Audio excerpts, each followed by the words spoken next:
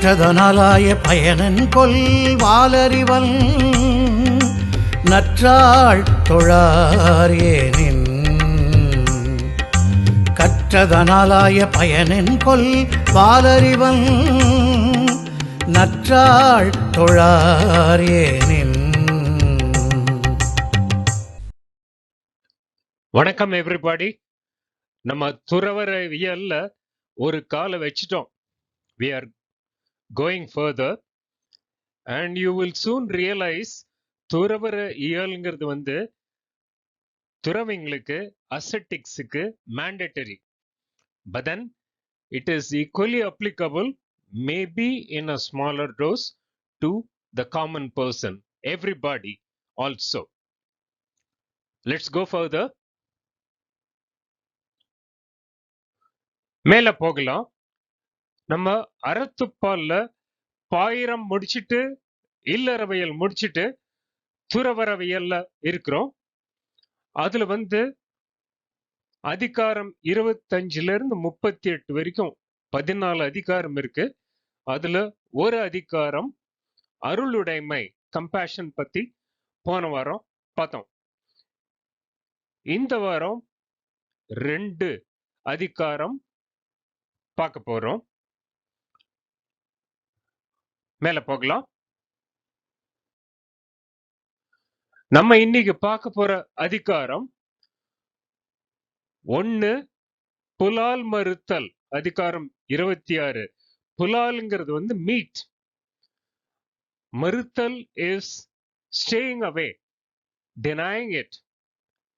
Abstinence, staying away from meat. So for a turavi, for an ascetic, it is mandatory that he does the pulal maruttal. He stays away from meat. And then the 27th adhikaram, tamam. Tamam is penance. இந்த 2 அதிகாரம் தான் இன்னைக்கு பார்க்க போறோம். இந்த தமங்கிறது domestic people also can follow. Pulal maruttal, domestic people also can follow. We will discuss this more. மேல போகலாம். நம்ம இன்னைக்கு பார்க்க போற முதல் அதிகாரம் புலால் மறுத்தல், abstinence from meat eating or saying no to meat. போன அதிகாரம் அருளுடைமை, கம்பேஷன் பார்த்தோம். அதனுடைய நேச்சுரல் கராலரி இந்த புலால் மறுத்தல்.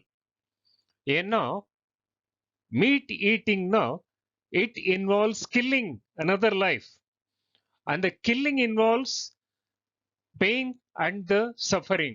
So Thiruvalluvar is strongly opposed to meat eating.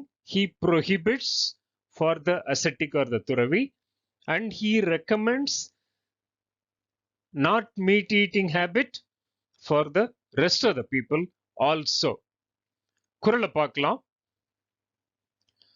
தன் ஊன் பெருக்கற்கு தான் பிரிதூன் உண்பான் எங்கனம் ஆளும் அருள். குறள் எண் 251. எங்கூட சேர்ந்து சொல்லுங்க. தன் ஊன் பெருக்கற்கு தான் பிரிதூன் உண்பான் எங்கனம் ஆளும் அருள். அருள்ங்கிறது போன அதிகாரத்துல பார்த்தோமே, அந்த கம்பேஷன், அருளுடைமை. ஊன் சொல்லி வந்திருக்கு 2 இடத்துல. முதல்ல வந்த ஊன் the body. Second time it refers to the meat within the body. So தன் ஊன் பெருக்கற்கு, to sustain one's body, our body. தான், that person. பிரிது ஊன் உண்பான், if he resorts to eating the meat of another life. எங்கனம் ஆளும் அருள், how can he ever hope to have compassion in his heart? So it's a strong statement. If you eat meat having compassion, it's a non-possibility. அப்போ meet சாப்பிடணும்னு சொல்லி இருந்ததுன்னா மனசுல அருள், compassion இருக்கிறது கஷ்டம். அப்போ தன்னோட உடம்ப வளர்த்துறதுக்காக இன்னொரு உயிரை கொன்னு அந்த மீட்டை சாப்பிடுறது அவனுக்கு அருளுக்கும் அவங்களுக்கும் கம்பேஷனுக்கும் அவங்களுக்கும் சம்பந்தமே இல்ல சொல்றாரு திருவள்ளுவர். தன் ஊன் பெருக்கற்கு டு சஸ்டைன் ஒன்ஸ் பாடி தான் பிரிதூன் உண்பான். A person who eats the meat of another life எங்கனம் ஆளும் அருள். Where is the scope for compassion in his mind? புக்ல கொடுத்திருக்கிற மீனிங் பார்க்கலாம். தன் உடலை வளர்ப்பதற்காக வேறொரு உயிரின் உடலை உணவாக்கிக் கொள்பவர் எப்படி கருணை உள்ளம் கொண்டவராக இருக்க முடியும்? How can he be possessed of kindness who, to increase his own flesh, eats the flesh of other creatures? So Thiruvalluvar meat ஈட்டிங்க தடை சொல்றாரு. And he also gives a very strong reason why he is suggesting that. குறள இன்னொரு தரம் பார்க்கலாம். தன் ஊன் பெருக்கற்கு தான் பிரிதூன் உண்பான் எங்கனம் ஆளும் அருள். அப்போ Thiruvalluvar clearly states, if you want compassion, கம்பேஷனோட பெருமையெல்லாம் முதல்ல சொல்லிட்டாரு, பெனிஃபிட்ஸ் எல்லாம் சொல்லிட்டாரு. அப்போ if you want compassion, you should desist from meat eating. So the two are mutually exclusive சொல்லி தெளிவா சொல்றாரு. அடுத்த குறள் பார்க்கலாம். போன குறள்ல திருவள்ளுவர் சொன்னாரு, தன்னோட உடலை வளர்க்கறதுக்காக இன்னொரு உயிரை கொன்னுட்டு அந்த ஃபிளஷ் சாப்பிடுது. To sustain one self, killing another one and eating that flesh will be a barrier towards compassion and it is forbidden for an ascetic சொன்னாரு. ஓகே, மீட் சாப்பிட்டதுன்னா கம்பேஷன் வராதுன்னு சொன்னீங்க. அப்போ மீட் சாப்பிடலைன்னா what is the benefit in addition to compassion? அதை தான் திருவள்ளுவர் அடுத்த குறள்ல சொல்றாரு. குறளை பார்க்கலாம். அவி சொரிந்து 1000 வேட்டலின் ஒன்றன் உயிர் செகுத்து உண்ணாமை நன்று. குறள் எண் 259. எங்கூட சேர்ந்து சொல்லுங்க. அவி சொரிந்து 1000 வேட்டலின் ஒன்றன் உயிர் செகுத்து உண்ணாமை நன்று. அவின்னா நம்ம சொல்லுவோம், இந்த ஹோமம் எல்லாம் பண்றது, ஹவிஸ் சொல்லுவாங்க, நெய்யெல்லாம் விட்டுட்டு ஹோமம் பண்றது. அவி சொரிந்து அந்த மாதிரி நெய் மற்றதெல்லாம் தேனு நெய் whatever else oil அதையெல்லாம் போட்டு 1000 வேட்டலின், if one does 1000 such homa for punyam, அதெல்லாம் பெருசு இல்ல. what is பெருசு? what is bigger? ஒன்றன் உயிர் செகுத்து உண்ணாமை நன்று.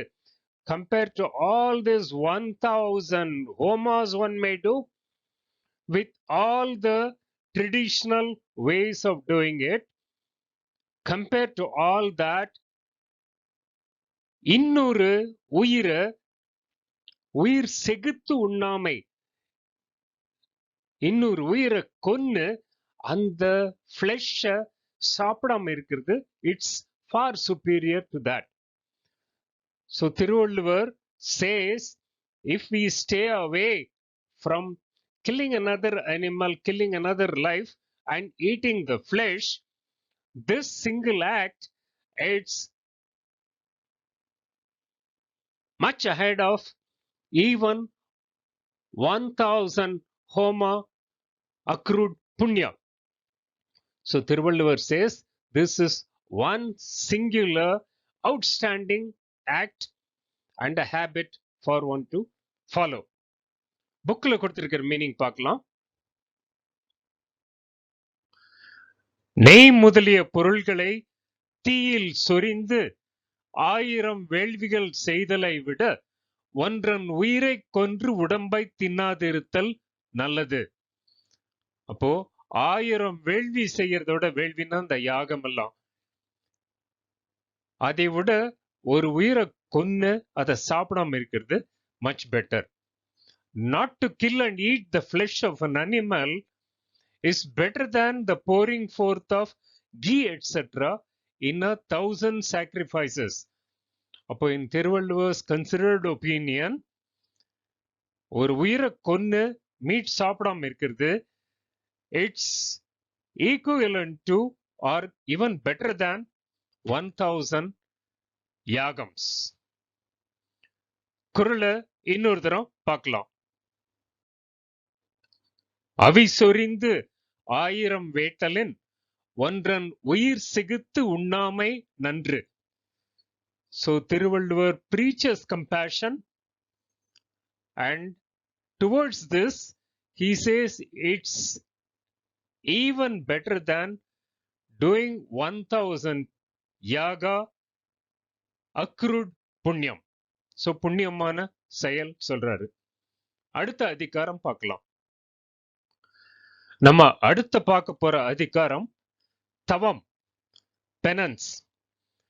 பெனன்ஸ்ங்கிறது வந்து பற்று நீங்கிய வழிபாடு சொல்லுவாங்க. The prayer after renouncing all attachments, that is after detachment.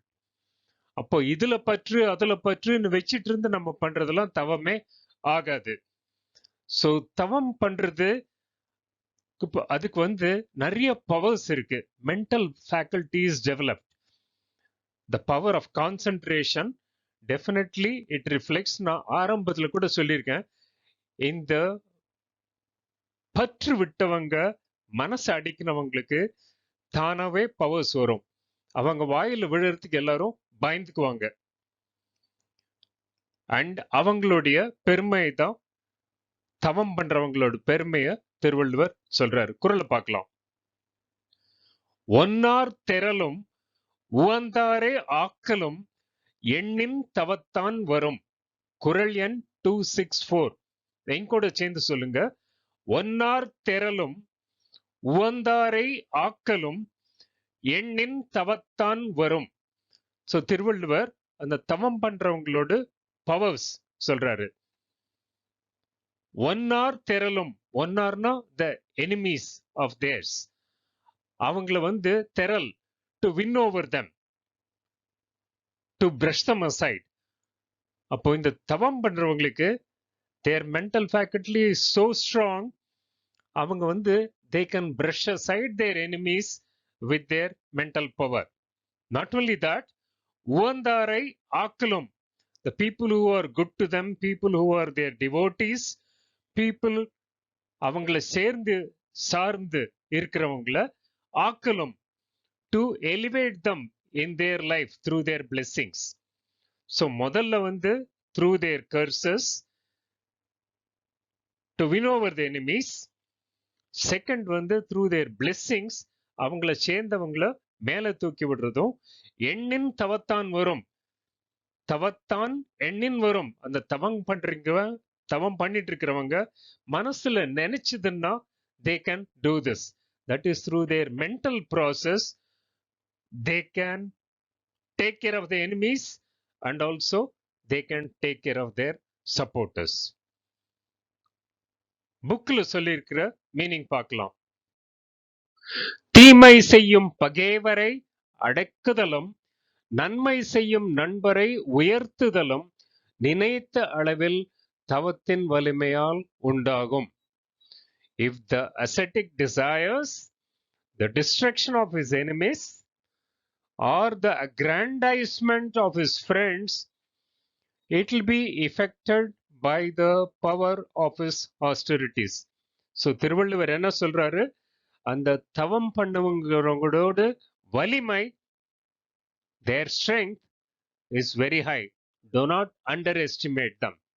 It may not be obvious, but their mental powers, because of the good qualities, because they have detached all the interests and they are focused in their pursuit of good path, அவங்க கிட்ட பங்கா எடுத்துக்க வேண்டாம். Never fool around with them because their powers are strong. குறள் இன்னொரு தரம் பார்க்கலாம்.